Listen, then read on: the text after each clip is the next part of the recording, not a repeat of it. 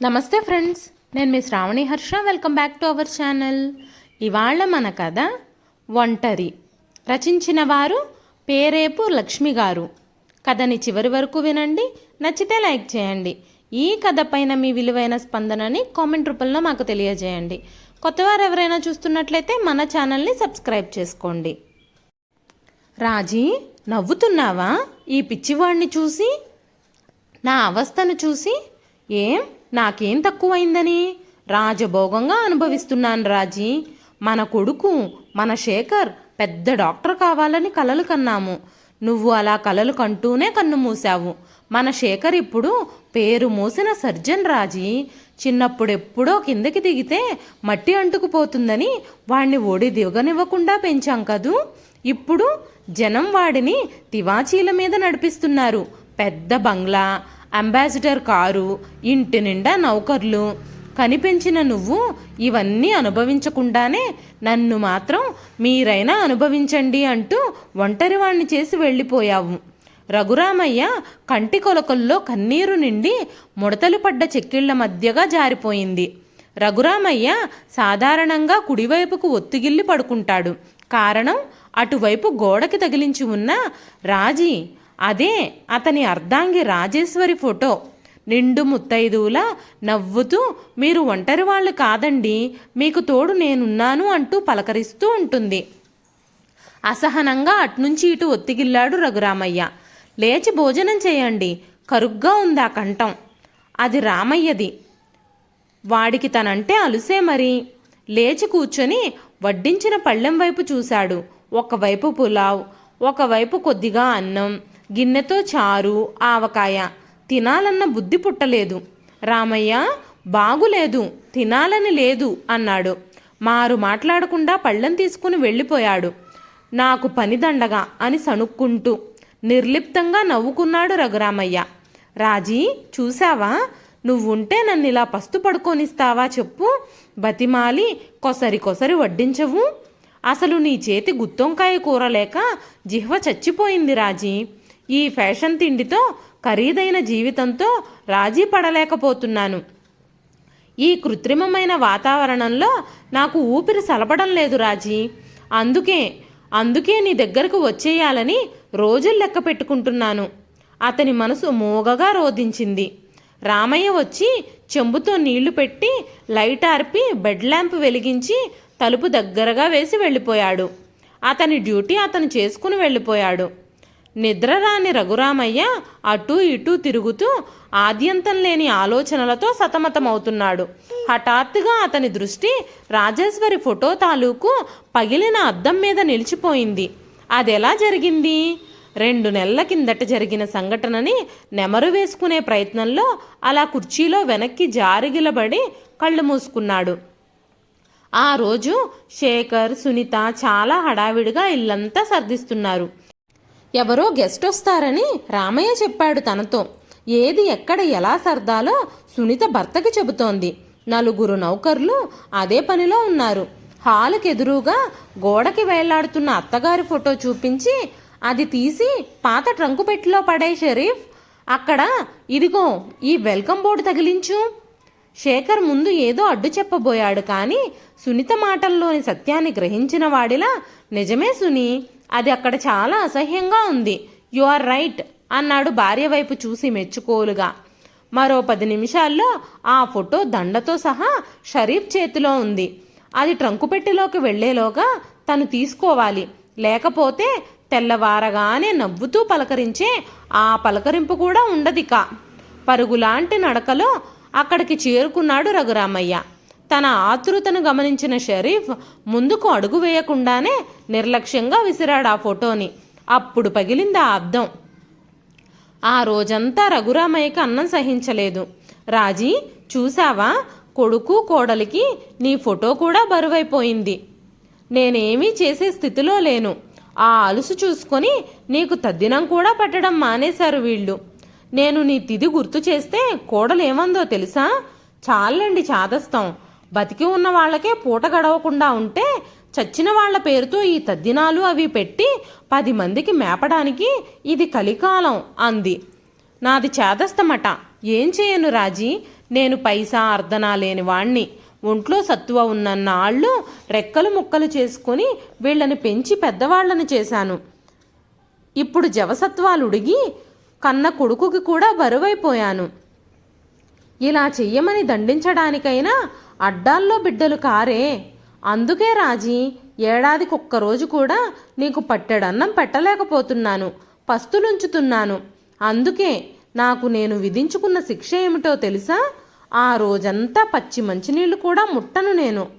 అలా తన అర్ధాంగితో మౌనంగానే సంభాషణ జరుపుకుంటూ తన ఒంటరితనాన్ని పోగొట్టుకుంటున్న రఘురామయ్యకి భావోద్వేగంలో మనసు అట్టడుగు పొరల్లో అప్పుడప్పుడు అణిగిపోయిన సంఘటనలు ఒక్కొక్కటి గుర్తుకొచ్చి ఆమె ముందు తన గోడు వెళ్ళబోసుకుంటున్నాడు.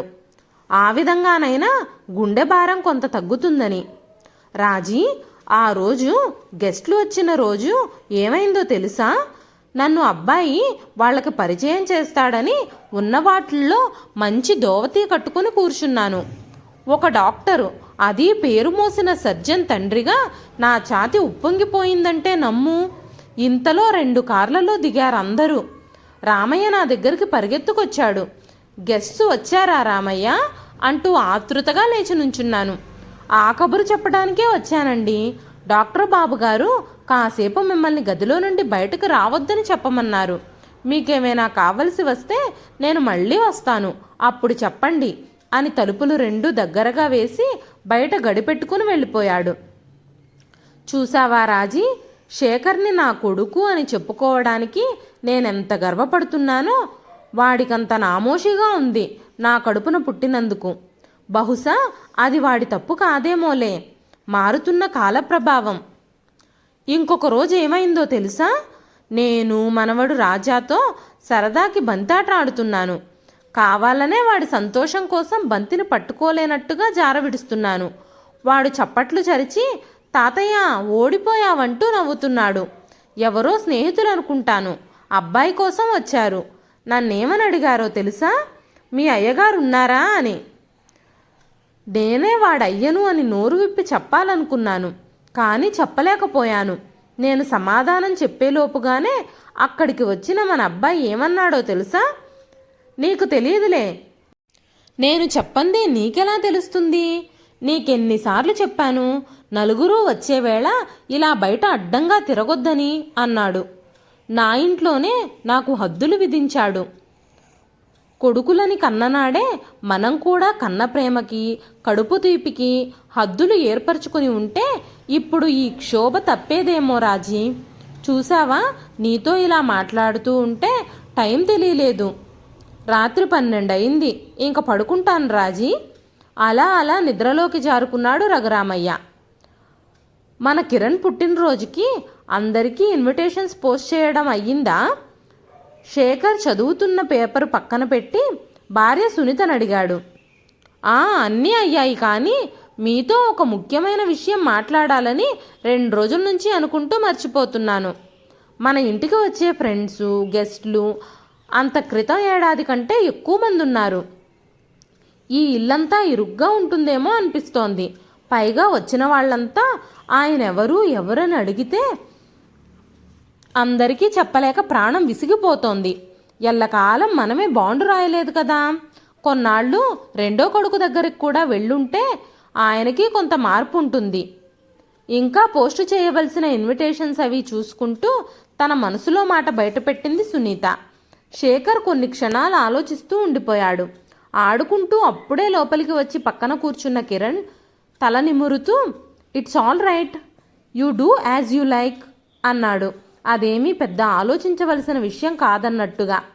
భర్త తనకు అందిస్తున్న సహకారానికి మెచ్చుకోలుగా చూసింది సునీత. వెంటనే షరీఫ్ని కేకేసి చెప్పదలుచుకున్నది చెప్పింది. రఘురామయ్య గదివైపు వెళుతున్న షరీఫ్ అక్కడి దృశ్యం చూసి అలాగే నిలబడిపోయాడు. ఒక చేతిలో చిన్న బట్టల మూట, రాజేశ్వరి ఫోటో, 2వ చేతిలో చేతికర్రతో రఘురామయ్య ఇటే వస్తున్నాడు. అయ్యగారు ఉన్నారా షరీఫ్? అడుగుతున్న రఘురామయ్యని ప్రశ్నార్థకంగా చూశాడు షరీఫ్. కొడుకు కోడలు లోపల ఉండడం గమనించి ద్వారం దగ్గరే ఆగిపోయాడు. మనవడు కిరణ్ పరిగెత్తుకుంటూ వచ్చాడు. తాతయ్య ఊరికెళ్తున్నావా? కాళ్ళు రెండు పట్టుకొని అడిగాడు. నిన్ను వదిలి ఎక్కడికి వెళ్ళిపోతాన్రా కన్నా, మళ్ళీ వచ్చేస్తాను. అన్నట్టు రేపు నీ పుట్టినరోజు కదూ, ఇదిగో ఈ డబ్బులు పెట్టి చాక్లెట్లు కొనుక్కో అంటూ పంచెలో దోపుకున్న నలిగిపోయిన 2 రూపాయల నోటు తీసి మనవడికి అందించి ఆప్యాయంగా తల నిమిరాడు. అది అందుకున్న వాడి కళ్ళల్లోని ఆనందం చూసి చలించిపోయాడు రఘురామయ్య. శేఖర్, వస్తానురా, కొన్నాళ్ల పాటు కృష్ణుడి దగ్గరకెళ్ళొస్తాను అని వెనుదిరిగాడు భారమైన మనస్సుతో. శేఖర్ లేచి ద్వారం వరకు వచ్చాడు. వెళ్ళండి, నేను కూడా అదే చెప్పాలనుకుంటున్నాను. ఒకే దగ్గర ఉంటే మీకు కొంత విసుగనిపించవచ్చు. ఈ మధ్య తమ్ముడి దగ్గర నుంచి ఉత్తరం వచ్చిందా? వచ్చిందన్నట్టుగా తలూపాడు రఘురామయ్య. వచ్చి కొన్నాళ్ల పాటు తన దగ్గర ఉండమని ఉత్తరం రాశాడు. అందుకే వెళుతున్నాను. జాగ్రత్తగా వెళ్ళిరండి, తొందరగా వచ్చేయండి. తెంచుకోలేని పేగు ఏ మూలనో కలుక్కుమని ఆ మాట పలికించింది. గమ్యం లేని నా ప్రయాణానికి తిరుగురాక ఎప్పుడో ఎలా చెప్పగలనురా? మనసులోనే అనుకుంటూ గేటు దాటాడు. వెనుదిరిగిన రఘురామయ్యకి కిరణ్ రూపం మసగబారిపోతున్నట్టుగా కనిపించింది. అప్పటికే కళ్ళు కన్నీటి కొలుకులయ్యాయి. ఎక్కడికి తన ప్రయాణం? ఎక్కడికెళ్ళాలి? కృష్ణుడి దగ్గరకా? ఎటు? తను ఏమని చెప్పాడు? కృష్ణుడు రమ్మని ఉత్తరం రాశాడని కదూ. తనలో తానే నవ్వుకున్నాడు రఘురామయ్య. కృష్ణుడు తనకేమని ఉత్తరం రాశాడు?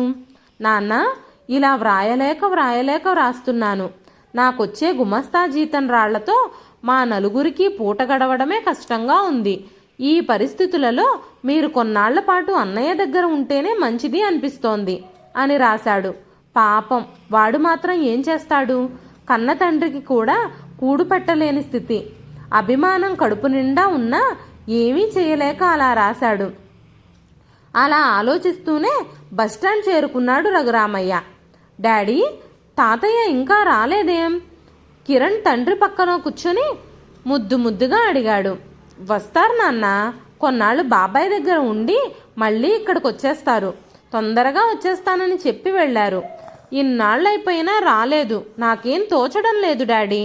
తాతయ్య ఉంటే ఏవో కబుర్లు కథలు చెప్పేవారు. కిరణ్ ఏడుపు ముఖం పెట్టాడు. నిజానికి ఆ వెలితి కిరణ్కే కాదు, తనకు అనిపించింది. తండ్రి వెళ్ళి ఏడాది కావస్తున్నా తను తమ్ముడికి ఉత్తరం కూడా రాయలేదు, యోగక్షేమాలు రాయమని. తనంటే ఏవో పనుల హడావిడిలో ఉండిపోయాడు. పోనీ కనీసం కృష్ణుడైనా తనకు ఉత్తరం రాయొచ్చు కదా. ఈ ఏడాదికి ఇంట్లో ఎన్నో పార్టీలు ఫంక్షన్స్ జరిగాయి. తన తండ్రి గది పూర్తిగా మారిపోయింది. దాని నిండా సోఫాలు, కుర్చీలు, డెకరేటివ్ పీసెస్ చాలా అమరాయి. కానీ ఆ తండ్రి లేని లోటుగానే మిగిలిపోయింది. ఆ గది వైపు వెళ్లాలంటేనే ఏదో వెలితి. డాడీ, మీరైనా తాతయ్యకి రమ్మని ఉత్తరం రాయకూడదు? కిరణ్ కోరిన తీరుకి చలించిపోయాడు శేఖర్. తను ఏ విధంగా మరిపిద్దామన్నా తిరిగి అదే ప్రశ్న వేస్తున్నాడు వాడు. వాడి దృష్టి కొంచెం మళ్లించాలి. అందుకే చాలా రోజుల తర్వాత కారు తీసుకుని బయలుదేరాడు బీచ్ వైపు. త్రోవలో కిరణ్ ఏమేమో అడుగుతున్నాడు. అన్నిటికీ యాంత్రికంగా ఊకొడుతున్నాడే తప్ప మనసు మాత్రం తండ్రి ఆలోచనల చుట్టూ తిరుగుతోంది. ఒక్కసారి తమ్ముడింటికి వెళ్ళొస్తే? తను ఈ స్థితికి వచ్చాక ఇన్నేళ్లుగా వాడు ఎలా ఉన్నది కూడా యోగక్షేమం కనుక్కోలేదే. 1-2 సార్లు తండ్రి చెప్పాడు, వాడు కటిక దరిద్రం అనుభవిస్తున్నాడురా అని. అప్పుడు కూడా తను చెలించలేదే. మరి ఇప్పుడు ఇన్నేళ్ల తర్వాత తండ్రి కోసం వాడి గడప తొక్కడమా? శేఖర్ ఆలోచనలకు అంతరాయం కలిగిస్తూ కిరణ్ పెద్ద కేక పెట్టాడు. డాడీ, అదిగో తాతయ్య అంటూ అటువైపు పరిగెత్తాడు. శేఖర్ తనే నమ్మలేకపోతున్నాడు. నిజంగానే బీచ్ ఆ చివరి నుండి చేతికర్రతో తమ వైపే నడిచొస్తున్నాడు రఘురామయ్య. శేఖర్ చూస్తూ ఉండగానే తాత మనవడు ఒకరినొకరు అల్లుకుపోయారు. మళ్ళీ వచ్చేస్తానన్నావు, రాలేదేం? కిరణ్ వాళ్ళ తాతయ్యను అడుగుతున్నాడు. శేఖర్, బాగున్నావా? రఘురామయ్య కొడుకుని స్పృశించడానికి సంశయిస్తుండగానే శేఖర్ తండ్రి ఛాతిపైన వాలిపోయాడు. మళ్ళీ 30 ఏళ్లు వెనక్కి వెళ్ళినట్టుగా బావురుమన్నాడు. నాన్న, మీరు తమ్ముడి దగ్గరికి అని సంశయంగా అర్ధోక్తిలోనే ఆగిపోయాడు. లేదురా, వెళ్ళలేదు. ముందు వెళ్ళాలనే అనుకున్నాను. వాడే పూట గడవక ఇబ్బంది పడుతూ ఉంటే నేను కూడా వాడికి భారంగా ఎందుకని ఇక్కడే ఉండిపోయాను. ఈ ఊళ్ళోనే ఉన్నారా? ఎక్కడా? ఎవరి ఇంట్లో నాన్న? మన ఇంటికి వచ్చేయలేకపోయారా? కిరణ్ రోజు మిమ్మల్ని తలుస్తున్నాడు. శేఖర్ గొంతు గద్గదిగమైంది. కళ్ళు చెమ్మగిల్లాయి. చెట్టంత కొడుకు తను ప్రయోజకుడై ఉండి తండ్రి వీళ్ళింటా వాళ్ళింటా గడుపుతున్నాడంటే తన జన్మకి అర్థం ఏమిటి? సార్థకత ఏమిటి? కొడుకుని కన్నా ఏ తండ్రి అయినా కోరుకునేదేమిటి? ఆ కొడుకు చేతిలో తన జీవితం వెళ్ళిపోవాలని. మరి చివరి రోజుల్లో తన తండ్రికి పట్టిన ఈ దుస్థితికి కారకుడు తను కాదు? నేనుండగా మీరు ఎవరింట్లోనో ఉండవలసిన కర్మేమిటి నాన్న? నాతో వచ్చేయండి. శేఖర్ తండ్రి 2 చేతులు పట్టుకున్నాడు అభ్యర్థనగా. ఎవరో పరాయి వాళ్ళింట్లో నేను లేనురా. నా సొంత ఇంట్లో నేనున్నాను, సుఖంగా సంతోషంగా. రఘురామయ్య ఆప్యాయంగా శేఖర్ భుజం తట్టాడు. అర్థం కానట్టు చూశాడు శేఖర్. రా, ఇంటికి వెళ్దాం. ముగ్గురూ కదిలారు. త్రోవంతా కిరణ్ తాతయ్యకి ఊపిరి సలపనివ్వలేదు. ఏవో యక్షప్రశ్నలు వేస్తూనే ఉన్నాడు. రఘురామయ్య గొంతులోని ఆప్యాయతకి ఆదరణకి శేఖర్ తనలో తానే కుచించుకుపోతున్నాడు. కారు ఆగింది ఒక పెద్ద భవనం ముందు. ముందుగా రఘురామయ్య దిగి లోపలికి నడిచాడు. కిరణ్, శేఖర్ అనుసరించారు. అక్కడంతా శేఖర్ని వింతగా చూస్తున్నారు. అక్కడ ఉన్న ఆడ మగ అంతా ఇంచుమించుగా రఘురామయ్య వయసు వాళ్లే. రఘురామయ్య ఒక గదిలోకి ప్రవేశించాడు. అక్కడ తెల్లని దుప్పటి పరిచిన పక్క, మంచం, మంచానికి ఎదురుగా రాజేశ్వరి ఫోటో. శేఖర్ కళ్ళు చెమ్మగిల్లాయి. కూర్చోరా శేఖర్. కన్నా, ఇలా కూర్చో. ఇద్దరికీ మంచం చూపించాడు. ఆ గదిలో అలాంటివి ఇంకా 4-5 మంచాలున్నాయి. శేఖర్కి ఏదో మాట్లాడాలని ఉంది, కానీ గొంతు పెగలడం లేదు. బాధంతా చుట్టుకొని గొంతు కడ్డం పడింది. గొంతు మోగబోయింది. నాన్న, ఒంటరిగా ఇక్కడెందుకు? ఇంటికొచ్చేయండి. చివరికి ఎలాగో అతి ప్రయత్నం మీద మాట బయటకొచ్చింది. రఘురామయ్య చిన్నగా నవ్వాడు. నేను ఒంటరివాడిని ఎలా అవుతాన్రా? నా అనే పదాన్ని నా కన్నబిడ్డలకి మాత్రమే పరిమితం చేసుకున్నన్నాళ్ళు నేను నిజంగా ఒంటరివాడినే. కానీ ప్రేమను పంచిపెట్టే ప్రతి జీవి నావాడే. నా కష్టసుఖాలను అర్థం చేసుకుని రవ్వంత సానుభూతి చూపగలిగిన వీళ్ళంతా నా వాళ్లే అనుకున్నప్పుడు నేను ఒంటరివాడిని ఎలా అవుతాన్రా? నీడలా వెంటాడే మీ అమ్మతోడు నాకెప్పుడూ ఉండనే ఉంది. నా గురించి బెంగ పెట్టుకోకు. నేను ఇక్కడ చాలా హాయిగా ఉన్నాను. తాతయ్య, ఇది నీ ఇల్లా? కిరణ్ అడిగిన అమాయక ప్రశ్నకు అతను చిన్నగా నవ్వి, నా ఒక్కడిది కాదురా, నాలాంటి ఇంకెందరిదో అన్నాడు. నాలాంటి అన్న పదం శేఖర్ గుండెలో ఏ మూలో గుచ్చుకొని కలుక్కుమంది. తాతయ్య, నేను ఇక్కడ ఉండిపోవచ్చా? పిచ్చి కన్నా, ఎందుకు? ఎవరికి ఏ విధంగానూ పనికిరాని నాలాంటి వాళ్ల కోసమేరా ఈ ఇల్లు. నీకు చక్కగా పెద్ద బంగ్లా ఉంది, కారుంది. నువ్విక్కడెందుకు? అయితే డాడీ, నేను కూడా నీ అంత ముసలివాళ్ళం అయ్యాక ఇక్కడికొచ్చి ఉండాలా? కిరణ్ అడిగిన ప్రశ్నకి శేఖర్కి సర్రున కోపం వచ్చింది. నోరు మూసుకుని ముందు పదా. వస్తాను అని తండ్రితో చెప్పి గిరుక్కున వెనుదిరిగాడు కొడుకు చెయ్యి పట్టుకొని. ఎవరాయనా? ఎవరో అడుగుతున్నారు తన తండ్రిని. మాకు తెలిసిన వాళ్ళ అబ్బాయి, రఘురామయ్య చెప్తున్నాడు. కన్నబిడ్డలే కన్నెత్తి చూడని రోజుల్లో ఎవరో తెలిసిన వాళ్ళ అబ్బాయి ఇలా వచ్చి యోగక్షేమం కనుక్కుంటున్నాడంటే ఎంత గొప్ప మనసో అంటున్న వాళ్ల మాటలు ఒక్కొక్కటే ఈటెల్లా గుండెను తూట్లు పొడుస్తూ ఉంటే అడుగులో అడుగు భారంగా వేసుకుంటూ కారెక్కి కూర్చున్నాడు. ఓల్డేజ్ హోమ్ అన్న బోర్డు క్రమేపీ దూరం అవుతుండగా కారు వేగంగా దూసుకుపోయింది. ఇదండి ఈరోజు కథ. ఈ కథ నచ్చితే ఒక లైక్ చేయండి. ఈ కథ పైన మీ విలువైన స్పందనని కామెంట్ రూపంలో మాకు తెలియజేయండి. మరెన్నో ఇలాంటి ఇంట్రెస్టింగ్ కథల కోసం మన ఛానల్ని సబ్స్క్రైబ్ చేసుకోండి. మరొక మంచి కథతో మళ్ళీ కలుస్తానండి. అంతవరకు సెలవు.